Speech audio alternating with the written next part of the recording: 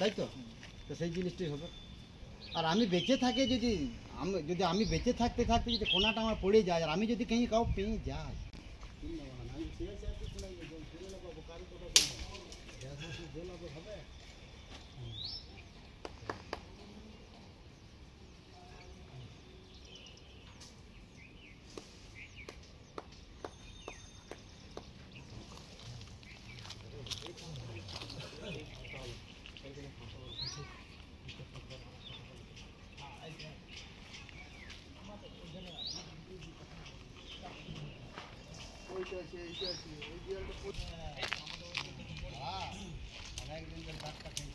তোমরা ধাক্কা লাও।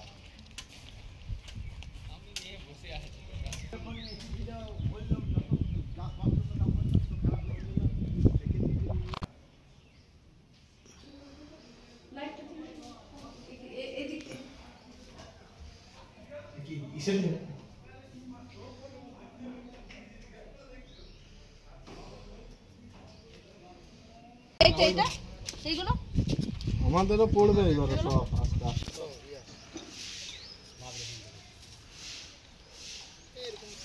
আমার ঘর তো এখানে টিকে আছে, যেহেতু আমি বানাই রই ঘরটা।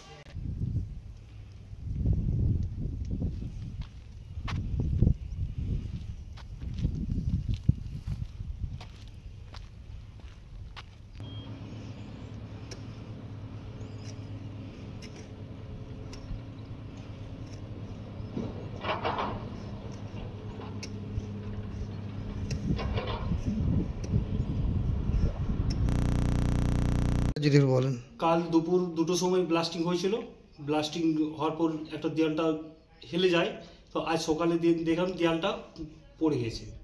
তো এই ব্লাস্টিং জন্য এই পাঁচিলগুলো, এই দেয়ালটা পড়ে গেছে। তো এর আগে আমার এই সেলকে জানিয়েছিলাম, কিসের কোনো গুরুত্ব। এর আগেও কি এরকম ফাটল কিংবা এরকম ধস হয়েছিল নাকি? এর আগে তো ধস হয়নি। এই সেল জন্য ব্লাস্টিং করার পর থেকে এই ধসলটা হয়। এরকম দেওয়াল ধসে যায়, দেওয়ালটা ধসে যায়। এর ইসেলকে আমরা জানিয়েছিলাম, ইসেল কোনো গুরুত্ব নেয়নি।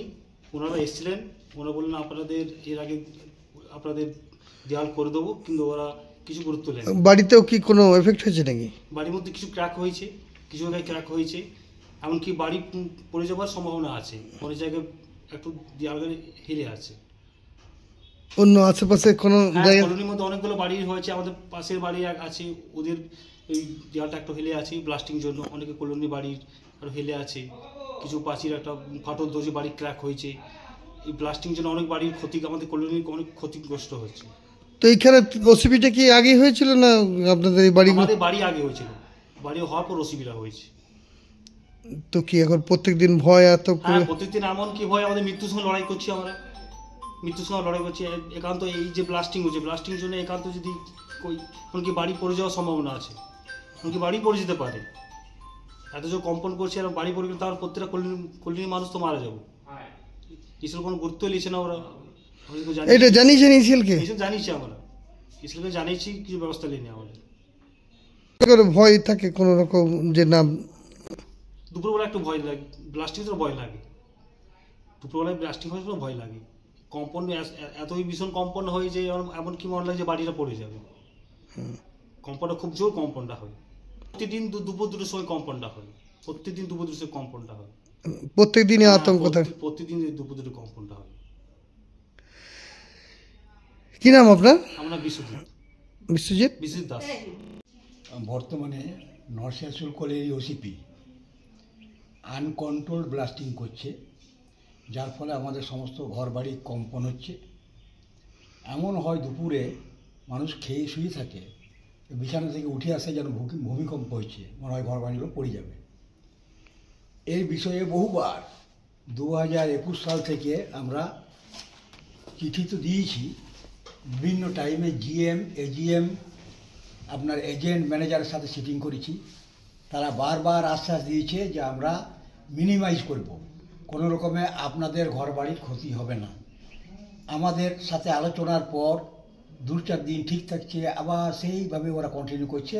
বেশি বারুদ ফাটিয়ে আপনার কম্পন শুরু করছে, যার ফলে সমস্ত ঘর বাড়িগুলো কারো কম কারো বেশি প্রত্যেকটা ঘর বাড়িতে এফেক্ট। কতগুলো এখানে তো ঘর বাড়ি এফেক্টেড? আমাদের ওখানে একটা কলোনি আছে যেটা আনন্দনগর, সেখানে 22টা ঘর আছে। আর এখানে প্রায়, এটা ইন্দ্রভূমি, এখানে প্রায় 50টা ঘর আছে। তো 50টা ঘরই এফেক্টেড? হ্যাঁ হ্যাঁ হ্যাঁ, কম বেশি করে সবগুলো এফেক্টেড। এবং লাস্টলি আমরা জিএমের সাথে একটা সিটিং করলাম 3 তারিখে, 3/3/2025, 19 মার্চের 3 তারিখে, 3 তারিখে 25 তারিখে ব্লাস্টিং প্রথমে 1 নম্বর পয়েন্ট দিয়েছিলাম, যেটা ব্লাস্টিংটা কন্ট্রোল করতে হবে।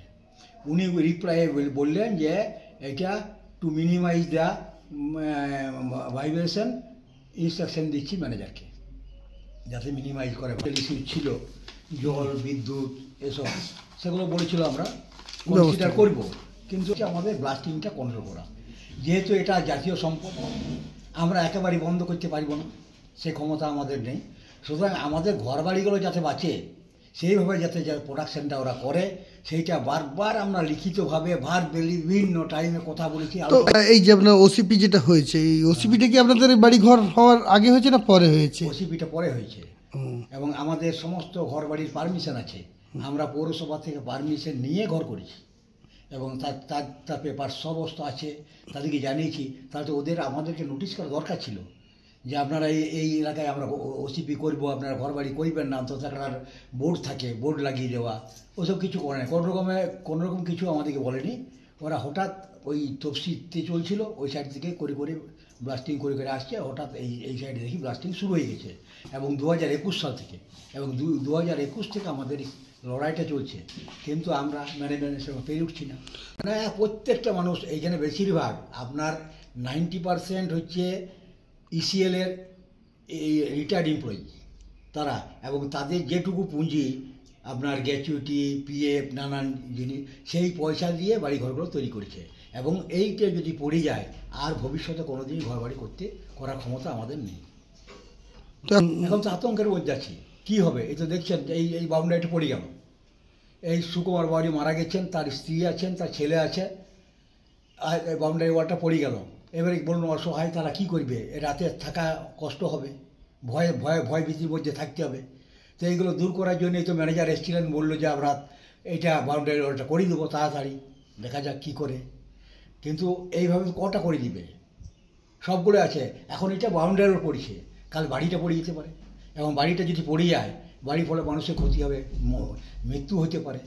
তো এই জন্য আমরা বারবার বলা সত্ত্বেও কোনো রকম, এবং প্রশাসন লেভেলে সমস্ত জায়গায় চিঠি দিয়েছি, কাউকে বাদ নেই।